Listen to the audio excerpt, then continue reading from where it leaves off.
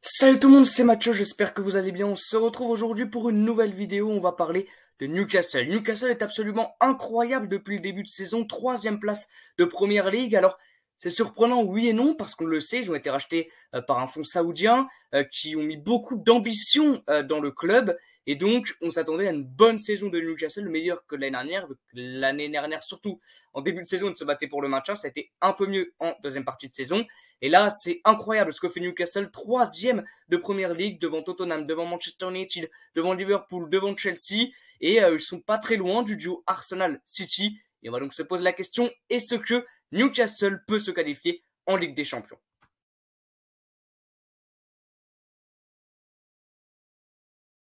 Alors on le voit un petit peu plus précisément, ce classement, ce top 3 avec la troisième place de Newcastle, 35 points. Sur les 18 matchs, ils en ont gagné 9.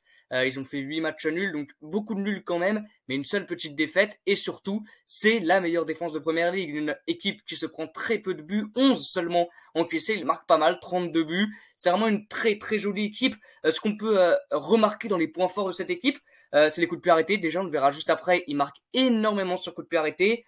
Et puis défensivement, ils sont aussi très costauds et se prennent peu de coups de pied arrêtés. Très fort sur le duel aérien également, que ce soit les gagner au niveau défensif ou même au niveau offensif pour attaquer, c'est vraiment très très fort. Côté duel aérien, ils les remportent très souvent. Et ils font énormément d'occasions, en tout cas ils ont beaucoup d'opportunités sur des exploits individuels. Quand vous avez des Miguel Almiron, des Bruno Guimaraes, des Alan Saint-Maximin, c'est logique bien évidemment, mais il y a beaucoup d'occasions créées qui sont grâce à des exploits individuels. Donc on voit un petit peu leur stats avancées en première ligue, avec donc 32 buts, on l'a dit, c'est une équipe qui se prend très peu de cartons, surtout des cartons rouges, zéro, vous le voyez, donc du côté disciplinaire, côté fair play, on va dire c'est vraiment incroyable, zéro carton rouge en 18 matchs, c'est quand même pas mal, voilà, bon 33 cartons jaunes, mais zéro rouge, donc c'est assez incroyable. C'est pas une équipe qui a énormément la possession, on le voit un petit peu en dessous de 50% de possession, mais c'est une équipe qui est chirurgicale, vraiment. Donc même quand ils n'ont pas le ballon, ils arrivent à tout simplement être dangereux dans le sens où ils le récupèrent haut et ils arrivent à contre-attaquer. Ils sont très très forts aussi en contre-attaque. Donc ils n'ont pas souvent le ballon. On voit un pourcentage de possession en dessous de la moyenne, en dessous de 50%. Mais ça reste une équipe quand elle a le ballon assez incroyable. Compliqué de lui prendre. Passe réussie, bon, c'est à peu près très très bon, 80% de passes réussies. Les duels aériens, on l'a dit, c'est vraiment très très bon. On le voit grâce à cette stat. Et il y a une note qui a été attribuée, bon c'est pas la mienne bien sûr, c'est celle d'un site, vous le voyez, mais de à peu près 7. Donc ça montre quand même que c'est une très très grosse équipe, plus haute que la moyenne bien évidemment cette année en Première Ligue. Donc ce schéma-là, ce graphique-là surtout va me permettre d'appuyer les propos sur les coups de pied arrêtés. On le voit, Newcastle marque énormément sur coups de pied arrêtés. Alors dans le jeu, bien évidemment, c'est logique, 66%, 21 buts dans le jeu, 6 buts sur coups de pied arrêtés, donc c'est vraiment incroyable. Coup franc, corner, c'est vraiment toujours très très bien frappé. Et puis vous avez des Joe Linton, des Callum Wilson, et puis des Dan Burn, qui c'est très très grand, qui arrivent à placer leur tête. Donc 6 buts sur coup de pied arrêté en 18 matchs, c'est quand même plutôt pas mal. On le voit, 3 penalties, un but en contre-attaque. Donc c'est une équipe qui contre beaucoup, mais qui marque pas sur tous ses contres, bien évidemment, mais avec des Saint-Maximin, avec, on l'a dit tout à l'heure, des Joe Willock, des Miguel Almiron. En contre, ça va très très vite, mais c'est pas souvent au fond, on va dire. Et puis ils ont qu'un but marqué grâce à un contre son camp. Voilà pour les stats au niveau de leur but marqué.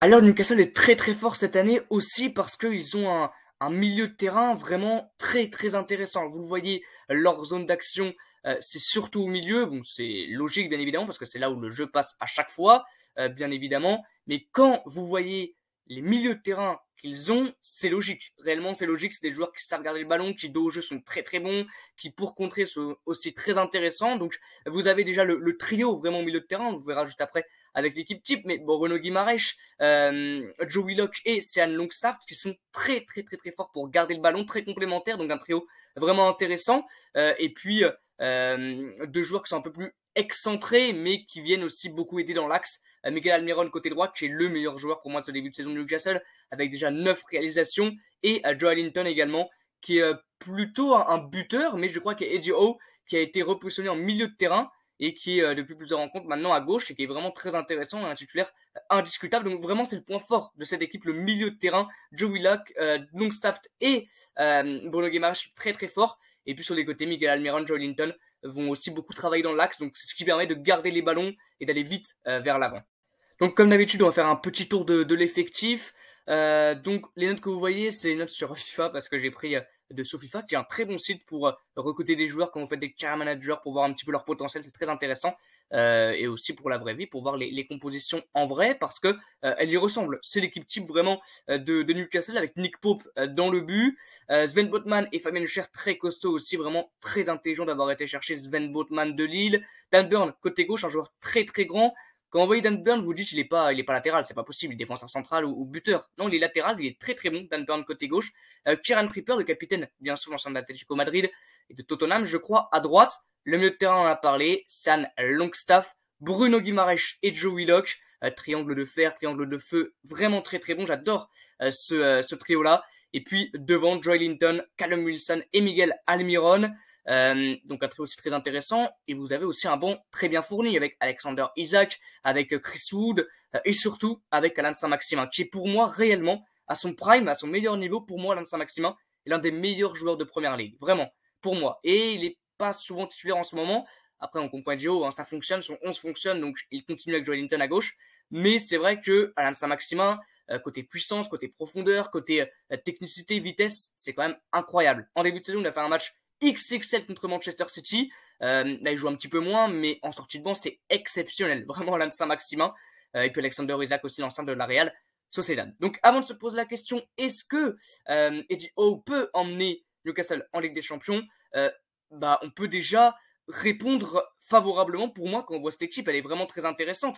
Et puis, on l'a dit, c'est un fonds d'investissement saoudien qui a racheté le club, qui a mis donc vraiment de l'argent dans le club et qui n'a pas fait n'importe quoi au niveau des arrivées, réellement, parce que Sven Botman, c'est très très intelligent d'avoir été le chercher. Kieran Trippier, que dire, vraiment très très bien.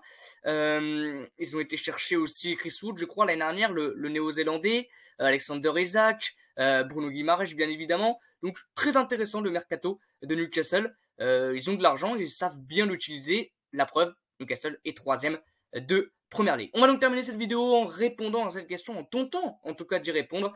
Est-ce que Newcastle peut se qualifier en Ligue des Champions? Donc depuis la mi-saison de l'année dernière, c'est Eddie Howe qui est en tête de cette équipe de Newcastle. Très intelligent aussi d'avoir pris Eddie Howe pour remplacer Steve Bruce. Parce que quand les Saoudiens sont arrivés, il y avait plusieurs noms qui étaient sur la table. Des noms comme Zinedine Zidane, comme Antonio Conte. Vraiment des très gros noms. Ils ont été chercher un entraîneur qui est pas très connu par le grand public, connu en Angleterre par son jeu qu'il a proposé à Bournemouth. Mais c'est un très jeune entraîneur, moins de 50 ans, 45 ou 47, je sais plus. Et très très jeune, peut-être 43, je sais pas, mais très très jeune entraîneur réellement. Et puis qui amène de la nouveauté, qui amène un nouveau jeu, un nouveau style de jeu en Angleterre. Et ça marche à la perfection. Il est arrivé pour sauver Newcastle l'année dernière de la relégation, parce que c'était très compliqué quand il est arrivé. Ils sont arrivés 12e, je crois, même top 10. Incroyable deuxième partie de saison. Et à que dire de ce début de saison avec Newcastle. Alors, est-ce que Newcastle peut se qualifier en Ligue des Champions? Pour moi, réellement, oui. Oui, parce que, alors, Newcastle ne pourra, je pense pas quand même, aller embêter City et Arsenal, mais 3e ou 4e, c'est largement possible. Parce que, bon, on voit Manchester qui revient un petit peu, donc Manchester United, ça va être aussi un mano à mano, parce que je pense que Manchester a vraiment la possibilité, l'effectif, puisqu'ils font en ce moment de se qualifier en Ligue des Champions. Mais pour moi, cette année, Newcastle est meilleur que Tottenham, meilleur que Liverpool, meilleur que Chelsea, toutes ces équipes qui sont concurrentes bien sûr pour la Ligue des Champions. Et c'est une équipe voilà qui est homogène, il y a le mercato qui va arriver, on a plusieurs noms très intéressants sur la table. Donc si tout se passe bien, vraiment, Newcastle ira en Ligue des Champions. Donc moi, si je dois donner mon pronostic, réellement, je pense qu'ils peuvent continuer comme ça sur la durée. On sait que c'est un championnat très compliqué, la Première Ligue, très long aussi, parce qu'ils sont encore en coupe, en tout cas, ils sont encore dans une compétition sur les deux, je ne sais plus laquelle, la Cup, la FA Cup, je crois. Ils ont gagné hier, en plus, contre Leicester, encore une fois. Donc, ils sont encore en coupe.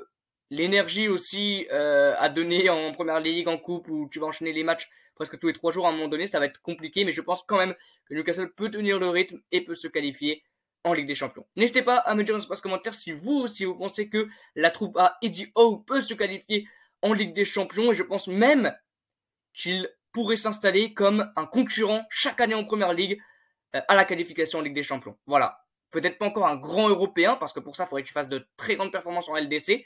Mais pour moi, en première ligue, il pourrait vraiment s'installer comme un concurrent à la qualification à la Ligue des Champions, saison après saison. Et pourquoi pas un jour pour le titre. Voilà, donc c'est la fin de la vidéo. J'espère qu'elle vous aura plu. N'hésitez pas, vous, dans l'espace commentaire, à me dire votre avis. Si pour vous, Newcastle peut se qualifier en Ligue des Champions, pour moi, oui. Donc, on se retrouve très bientôt. Et comme d'habitude, ciao!